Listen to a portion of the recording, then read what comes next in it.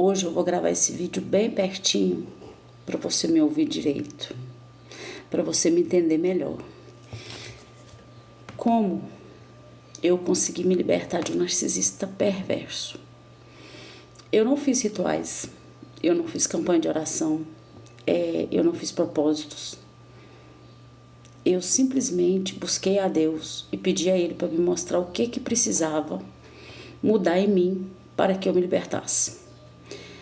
E assim, as pessoas têm uma mania feia, muito feia, de dar opinião baseada naquilo que elas vivem. E eu não estou aqui te dando uma opinião, eu não estou aqui te dando um conselho, eu estou aqui te contando uma história que aconteceu.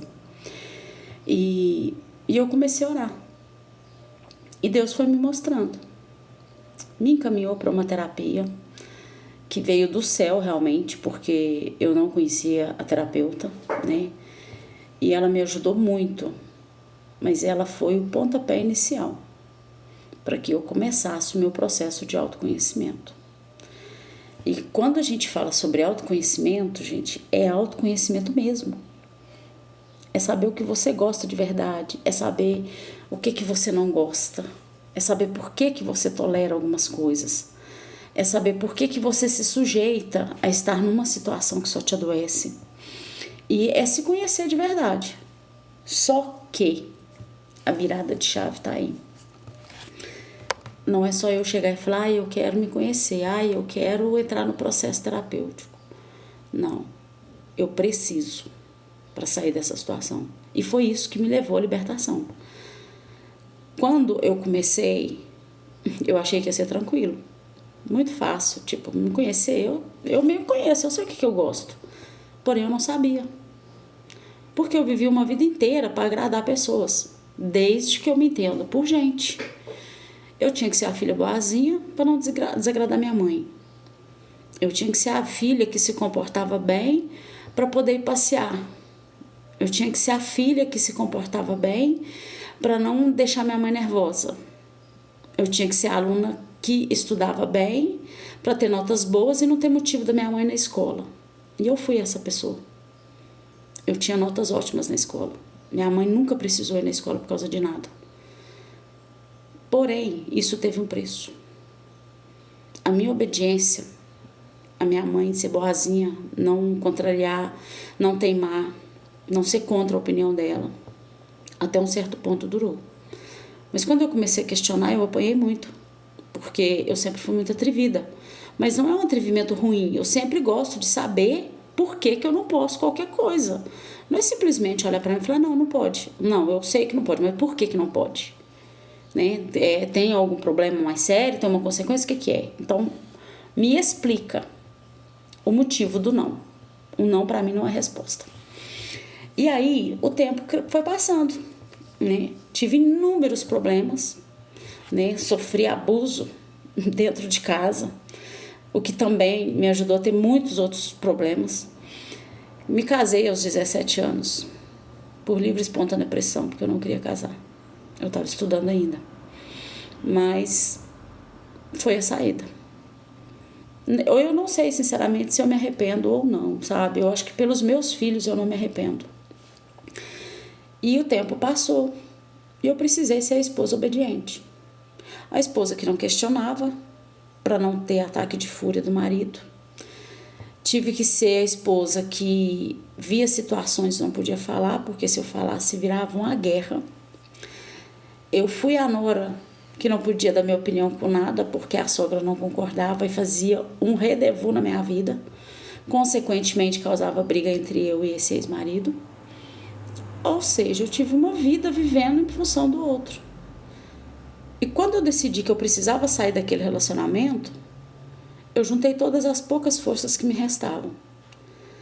Uma mulher ferida, com inúmeros abusos nas costas, que desejou se desviver muitas vezes, não foi uma, não foi duas, e houve tentativas frustradas. E no meio disso tudo ainda teve a igreja, né? Que tem que ser obediente para Deus te abençoar, né? Que tem que ser obediente para ser próspera, né? Tem que ser obediente para que seja exemplo. Ou seja, eu não pude ser eu a vida toda. E quando eu resolvi sair do casamento, por algumas coisas muito ruins que estavam acontecendo, eu me vi perdida. Mas eu juntei as poucas forças e falei com Deus: faça o que for preciso, mas me tira dessa situação. Eu não suporto mais. E o pior não era suportar. O pior era não conseguir me desviver, porque eu não aguentava mais. Então eu não tinha forças para lutar mais. E isso já tinha 22 anos, se não me engano. Mas até que aconteceu o divórcio foram mais 4 anos. 3 anos, na verdade. E durante esse tempo a oração não mudou. Senhor, faça o que for preciso para me tirar dessa situação. Senhor, eu vou suportar o que eu precisar suportar para sair dessa situação. Hoje, eu lembro de algumas situações que foram assim, extremamente desafiadoras. Mas eu não me arrependo. Né? E eu vi um vídeo outro dia falando sobre o super empata. E eu descobri que eu sou um super empata. Porque quando uma pessoa tem empatia, em algumas situações ela sucumbe, ela não enfrenta. O super empata não. Ele pega toda aquela dor que ele teve, né, toda maldade que fizeram com ele e transforma isso em força. E ele renasce. O super empata não se dá por vencido. Ele morre lutando, porque ele não existe a possibilidade de desistência. Embora muitas vezes eu falava que ia desistir, que eu ia parar, que eu ia continuar ali até o que fosse para acontecer. Só que eu não suportava. Algo dentro de mim falava: não é aqui o seu lugar. Então eu não cheguei do nada na internet contando a minha história à toa, do nada.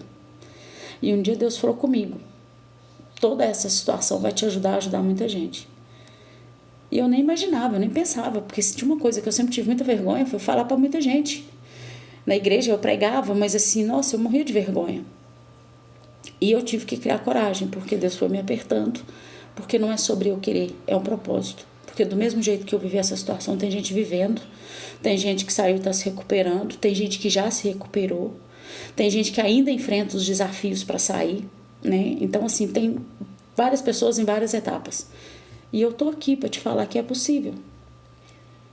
Mas, se eu puder te dar um conselho, peça a Deus para fazer o que tem que fazer, para você sair dessa situação. Porque o super empata, ele não desiste. Para ele não existe a possibilidade de desistir.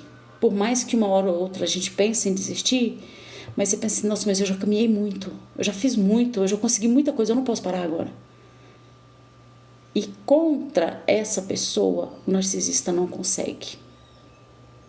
Ele pode fazer o que for, mas ele não consegue destruir. E eu tô aqui para te falar que é possível se sair, é possível se libertar. Busque ajuda psicológica, busque um amigo, uma amiga, alguém que te ouça. E o único arrependimento que eu tenho foi ter ficado calada há muito tempo, não contar para ninguém como era a minha vida. Hoje eu não ficaria calada e aconselho ninguém a ficar, porque a gente quase enlouquece. E não ouça pessoas que te dizem para você suportar, porque essa é a vontade de Deus, que o milagre vai ser grande, que a bênção vai ser grande. Não acredita nisso, porque foi acreditando nisso que eu fiquei mais de 20 anos, esperando uma mudança, esperando uma transformação que nunca vai vir, porque o narcisista, ele não muda. Não existe cura, não existe tratamento. É aquela pessoa daquele jeito e pronto, acabou.